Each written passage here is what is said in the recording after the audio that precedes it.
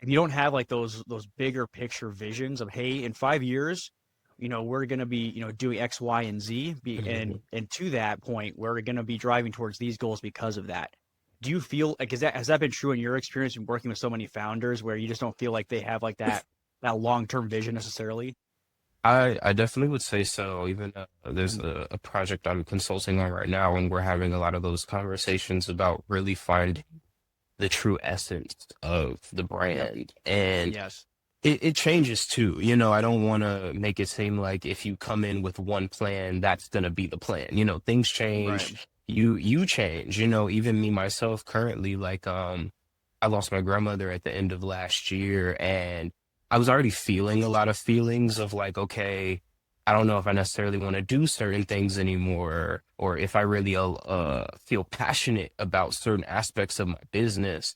And losing her really taught me that it's okay to be Mhm. real with yourself and have that self-awareness of being like, okay, what you wanted 5 years ago may not necessarily be true for who you are for the current landscape.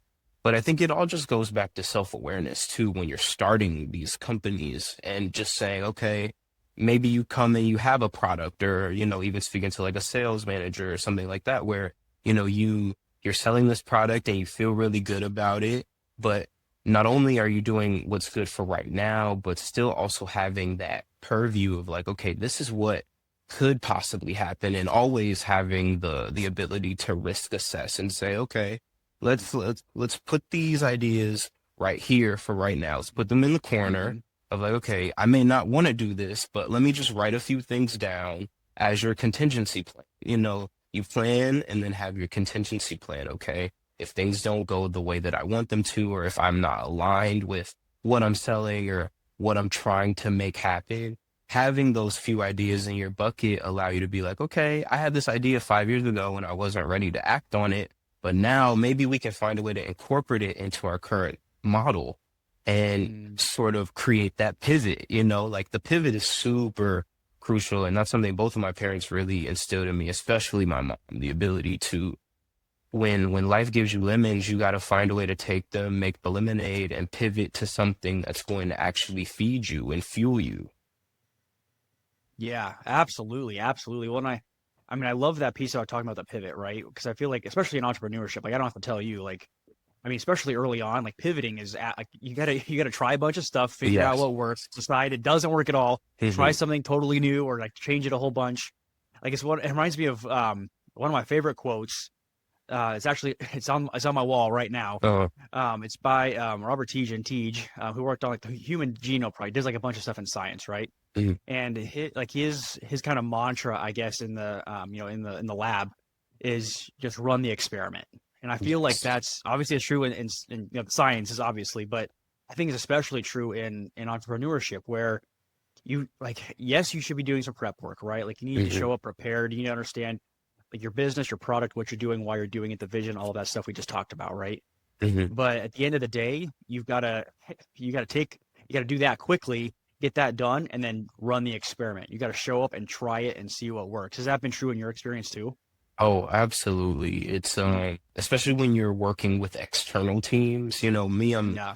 I'm trying to unlearn my perfectionism. I'm someone where when we start, like, okay, it needs to look like this and it needs to have the feel Yep. and have everything as buttoned up as possible. But when you're working with external teams, it's a lot of, oh, well, we're ready to get it going now. And you kind of, as a marketer or even just as a strategist, you kind of have to check your own pride and check your own ego and be like, okay, they want to just go ahead and throw it out. All right, let's just throw it out and see what happens. And it's been to the detriment. And sometimes you get something and you can hook them in and it's good. So it's a slippery slope, but it's also just having faith and being aligned with the team and saying, okay, we may not be 100% ready, but we're just going to step out on a limb and go ahead and do it. And I think, especially now where things move very quickly, someone told me this a very long time ago when I first started working in social, in the corporate field. If nobody saw it, then it didn't flop, it didn't fail because no one saw it. So no one Yeah, who knows cares? what.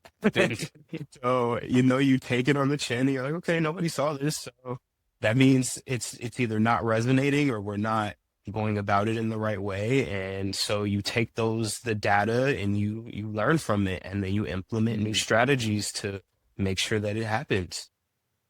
Yeah, I really really love that, particularly when we're talking about the perfectionism piece. And I feel like a mentor of mine told me that if you don't look back on the stuff you're putting out, in 6 months or 12 months and Mhm. cringe a little bit, then you're probably not growing. Yeah, So absolutely. like for sure. And for me personally, like Mhm. if I feel like something's 80% of the way there, that's probably 80% further than most other people, right? So I might Mhm. as well just like put it out, try it, see what works. Most of the time like you said, just like try it and see what it does. Do you have like any like I mean, I know like I've dealt with a lot of people like in my practice where Mhm. like they kind of get in their heads about stuff, right? I'm sure you probably dealt with this too, where people are like you were saying, like they're struggling with that perfectionism thing where it's like, Mhm. oh gosh, like what if it doesn't resonate, or what if it doesn't go as well? I know for me, like I'm always coaching people. It's like, yeah, listen, like, you don't have a huge following right now. Like you're early on in the business. Like Mhm. nobody's probably going to watch it anyway. So who cares? Like let's put it out. Let's get it out. Let's get you comfortable with it. I mean, Mhm. have you dealt with that? Like with some of the founders, some of the teams you've worked with? Absolutely. Mm. Especially when that person is in the driver's seat, or they're your Oh yeah. mediator between actually getting things done. You do have to, I don't want to say like it's a lot of talking off the ledge. It's like, okay, things are gonna be okay, you're gonna be fine, you got this. I don't know.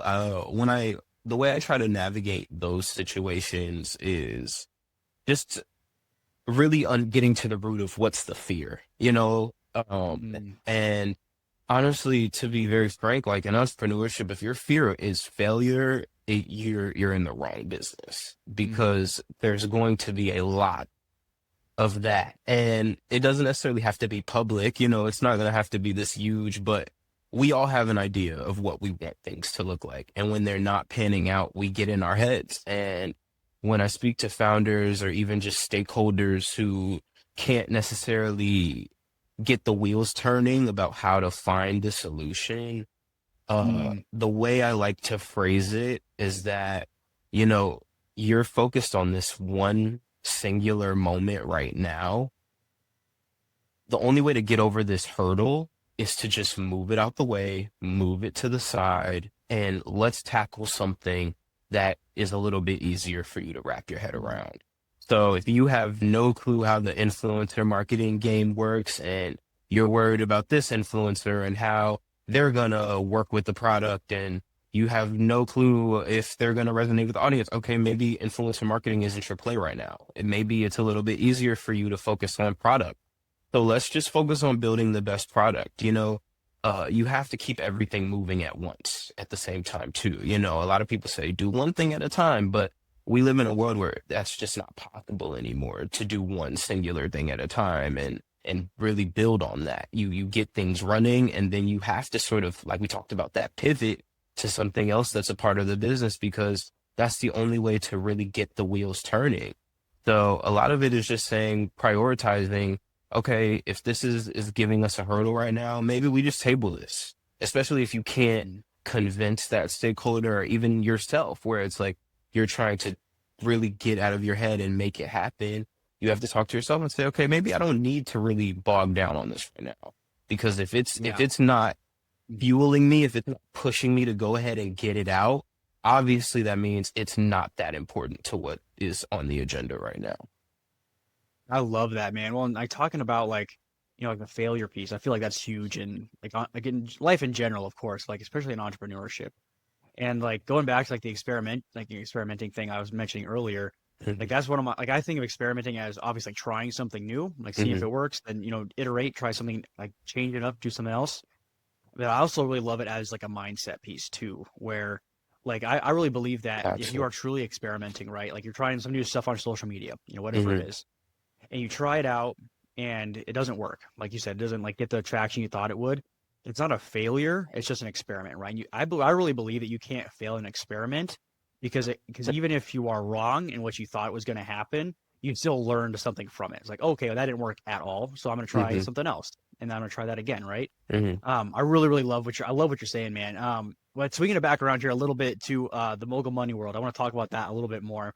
We were talking about like the storytelling piece, right? Mhm.